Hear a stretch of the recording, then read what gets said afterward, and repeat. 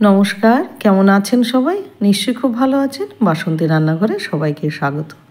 এখন শীতকালে কিন্তু বাজারে প্রচুর কমলালেবু পাওয়া যায়, তাই আজকে আপনাদের করে দেখাবো কমলালেবুর কেক।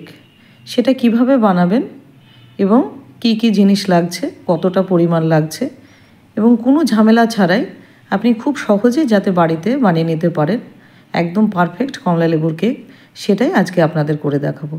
আশা করি ভিডিওটা আপনাদের ভীষণ ভালো লাগবে, আর ভালো লাগলে অবশ্যই আমার পাশে থাকুন আর নোটিফিকেশান বেলটা অবশ্যই প্রেস করে রাখবেন যাতে বাসন্তী রান্নাঘরের সমস্ত ভিডিওর আপডেট আপনার কাছে আগে পৌঁছায়। তাহলে চলুন স্টেপ বাই স্টেপ দেখতে থাকুন। কি কি নিচ্ছি একবার দেখিয়ে দিচ্ছি, এরপরে বিস্তারে সব বলে দেব। তাহলে শুরু করা যাক। প্রথমে আমি একটা বোল নেব, এরকম একটা বড় একটা বোল নেব। তার মধ্যে নিয়েছি চা চামচের 2 চামচ টক দই। এবার টক দইটাকে ভালো করে ফেটিয়ে নেব।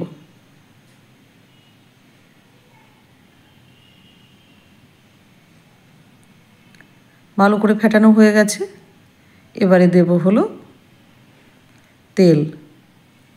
এখানে 3 চামচ তেল নিয়েছি আমি। আপনারা চাইলে বাটার ব্যবহার করতে পারেন। এবার তেলটা দিয়ে ভালো করে বিট করে নেব।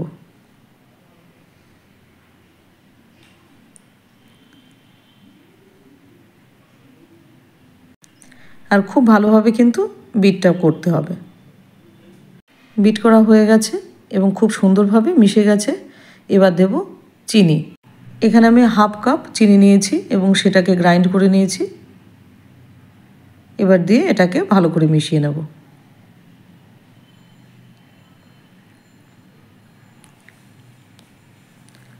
মেশানো হয়ে গেছে। আর এখানে নিয়েছি 3টে মিডিয়াম সাইজের কমলালেবুর রস। এতটা রস লাগবে কি লাগবে না সেটা আমরা পরে দেখে নেব। একবারে বেশিটা দেব না, আর খানিকটা রেখে দিলাম। এবার সবগুলো দিয়ে আবার একবার বিট করে নেব। বিট করা হয়ে গেছে।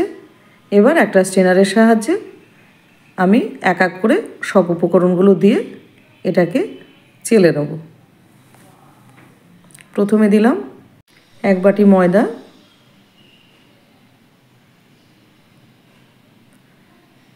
ময়দাটা দিলাম। এবার দেব হলো 1.5 চামচ আমুল দুধ, দেব 1 চিমটি লবণ, আর দেব 1.25 চামচ বেকিং পাউডার,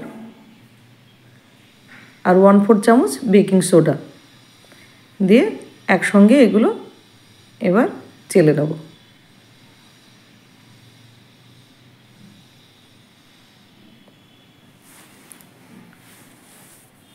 হয়ে গেছে চেলে নেওয়া। এবার একটা স্প্যাচুলার সাহায্যে আস্তে আস্তে এগুলো মিশিয়ে দেব।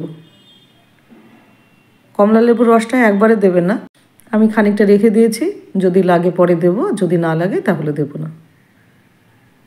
এবার খুব ভালো করে আস্তে আস্তে এগুলো মিশিয়ে নেব যাতে ভালোভাবে মিশে যায়। আমাদের একটা খুব সুন্দর একটা স্মুথ একটা ব্যাটার দরকার। খানিকটা মেশানো হয়ে গেছে। এবার দিলাম হাফ চামচের একটু বেশি ভ্যানিলা। এবার এটাকেও ভালোভাবে মিশিয়ে নেব।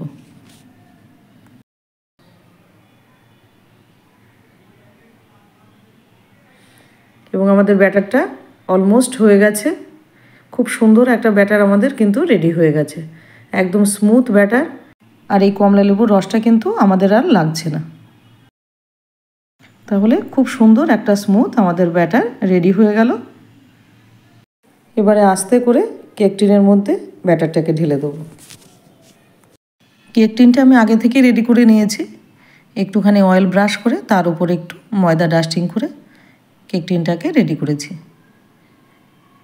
এবার একটা স্প্যাচুলার সাহায্যে বাটির গায়ে থাকা আমি ব্যাটারটাকে ঢেলে এবার একটুখানি ট্যাপ করে দেবো। আর গার্নিশিংয়ের জন্য নিয়েছি টুটি ফ্রুটি। আপনাদের ঘরে থাকলে ব্যবহার করবেন, না হলে অন্য যদি ড্রাই নাটস থাকে তাহলে সেইগুলো ব্যবহার করতে পারেন। যদি নাও দিয়ে থাকেন তা এর স্বাদ এতই দুর্দান্ত হয় আপনার কিছুই লাগবে না। তাহলে আর দেরি না করে বাজার থেকে আজ দুটো কমলালেবু নিয়ে এসে চটপট বানিয়ে ফেলুন সুস্বাদু অরেঞ্জ কেক। আর রেসিপিটা ভালো লাগলে অবশ্যই আমার চ্যানেলটাকে সাবস্ক্রাইব করে পেজটি ফলো দিয়ে রাখবেন। এবার রেডি হয়ে গেল। এবার আগে থেকে প্রিহিট করা আমি ডেস্কিটার মধ্যে আস্তে করে এটাকে বসিয়ে দেবো মোটামুটি আধ ঘন্টা 35 মিনিটের জন্য। 35 মিনিট পর আপনাদের সামনে চলে এসেছি। এবারে দেখব কেকটা কি পজিশানে আছে। আপনারাই বলুন কেকটা কি পজিশানে আছে, কমেন্ট সেকশানে লিখুন। Just wow! তাহলে তৈরি হয়ে গেল আমাদের একদম দুর্দান্ত স্বাদের অরেঞ্জ কেক। আশা করি ভিডিওটা আপনাদের ভীষণ ভালো লেগেছে। আর ভালো লাগলে কিন্তু লাইক শেয়ার কমেন্ট করতে ভুলবেন না। এবার এটাকে ঠান্ডা করতে দেব, তারপরে ডিমোল্ড করব। কেকটা আমাদের ঠান্ডা হয়ে গেছে। এবার একটা ছুরির সাহায্যে আস্তে আস্তে চতুর্দিকে ঘোরাবো। উঠেই যাচ্ছে, দেখতে পাচ্ছেন কত সুন্দরভাবে উঠে যাচ্ছে। কোনো রকম বেগ পেতে হবে না। যদি আপনি স্টেপ বাই স্টেপ আপনি ফলো করে এইভাবে যদি কেক তৈরি করেন, আপনার কোনোভাবে কেক খারাপ হবে না। কিন্তু ভিডিওটা স্কিপ করলে হবে না, স্টেপ বাই স্টেপ আপনাকে পুরোটা দেখতে হবে। দেখুন কোথাও ভাঙেনি, ফাটেনি, কোনো কিচ্ছু হয়নি। বাজারের মতো কিংবা বাজারের চাইতেও সেরা স্বাদের অরেঞ্জ কেক আপনার হাতের মুঠোর মধ্যে। তাহলে এত সুন্দর কেক আপনি নিজেই বানিয়ে নিতে পারবেন বাড়িতে। অনেকে আছেন ডিম দেওয়া কেক খেতে চান না, তাদের জন্য কিন্তু এরকমভাবে অরেঞ্জ কেক আপনি বানিয়ে দিতেই পারেন। এবার কেকটা আপনাদের কেটে দেখাচ্ছি কতখানি নরম এবং জালিদার হয়েছে, আর খেতে হয়েছে দুর্দান্ত। আর যদি ভিডিওটা ভালো লেগে থাকে অবশ্যই লাইক শেয়ার কমেন্ট করতে কিন্তু ভুলবেন না। আর একবার দেখুন কতটা স্পঞ্জি হয়েছে এবং জালিদার, একদম জুম করে দেখাচ্ছি। তাহলে আজ আসি, আবার দেখা হবে অন্য কোনো রেসিপিতে।